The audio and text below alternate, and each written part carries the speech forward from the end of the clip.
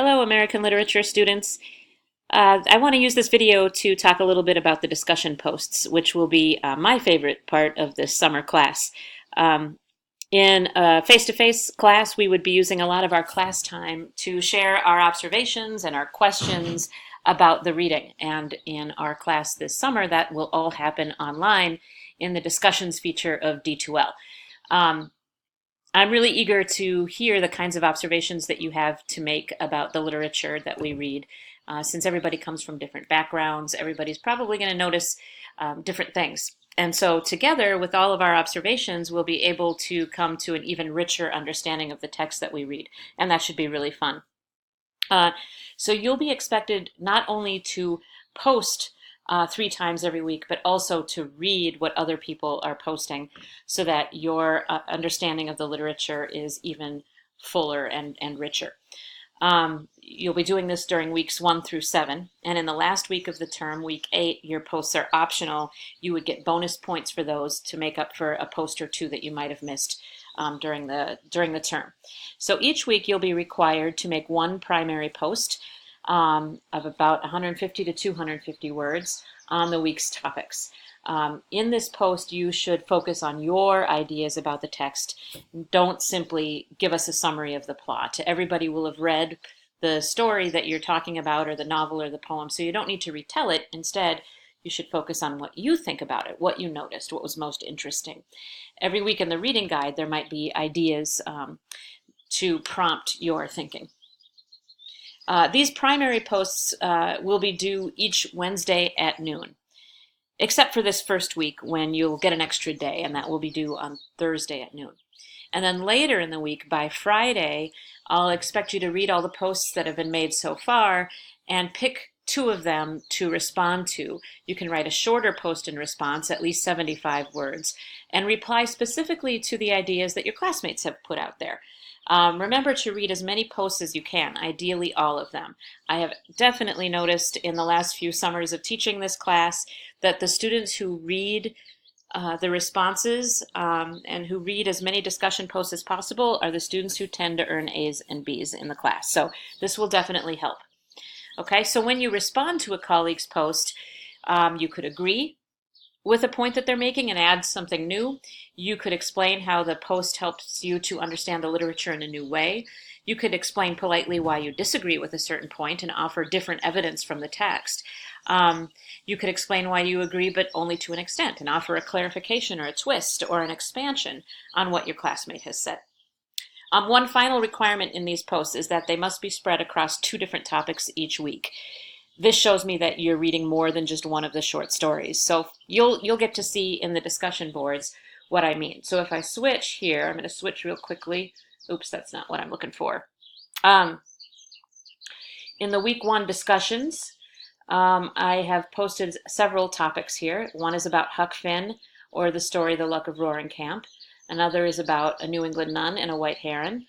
And another is about Paul Laurence Dunbar's short stories and poems.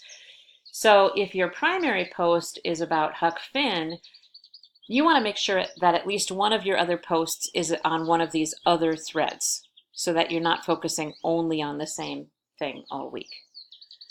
Okay? Okay, let's look at a couple other details in this assignment.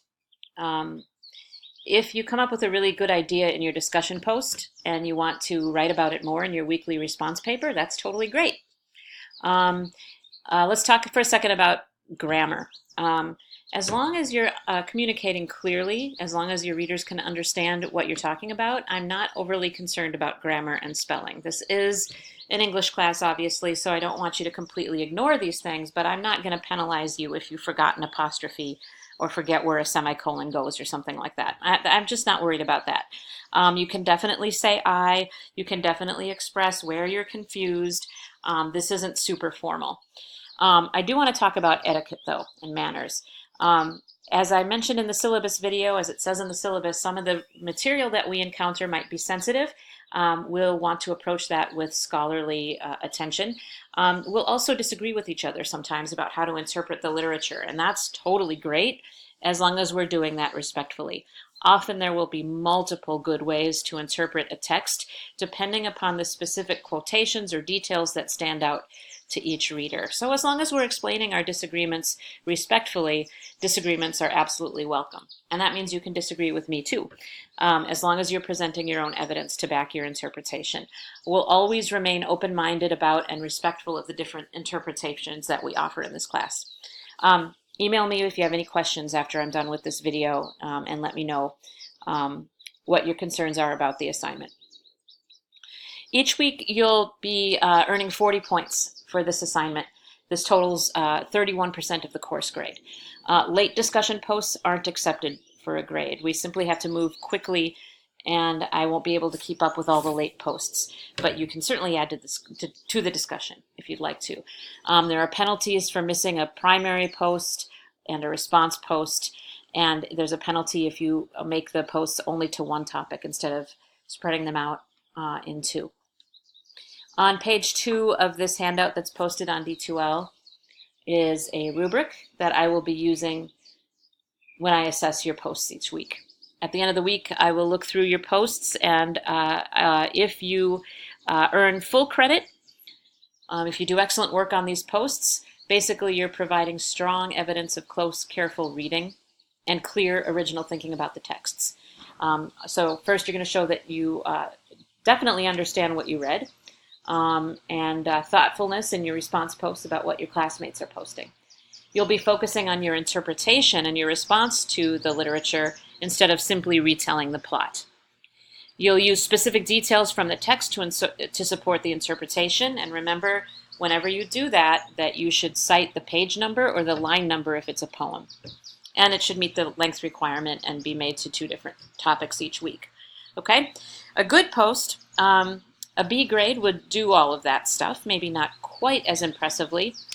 And then weak posts will show that you had some trouble with understanding, that you're summarizing instead of giving us your ideas, that your ideas aren't so clear, that you aren't supporting your ideas very well or explaining them.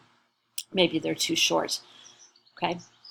If you're doing the reading, I fully expect everybody to be doing very well on these discussion posts. On the last page of this handout are a sample primary post followed by a sample response post.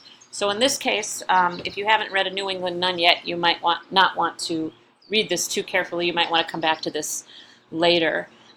In this sample primary post, the student is responding to a dog that's in the story that seems like a minor character.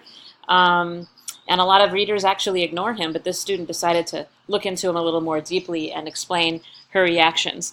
The post is a strong one because it shows that the reader read the story very carefully.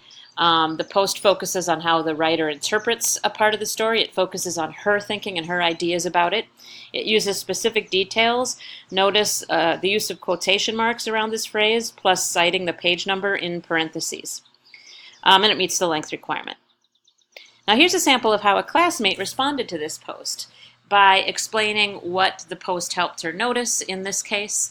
And then it also adds a little bit more detail and a twist here to clarify our thinking about this character even more. Okay? So that is about what I wanted to say about the discussion posts. I hope they are fun for you. Obviously, I want us to take them very seriously, but they can also be a place where we really enjoy hearing about each other's insights and digging deeply into the literature that we read. We're really going to learn a lot from each other this way, and I'm excited for that to start.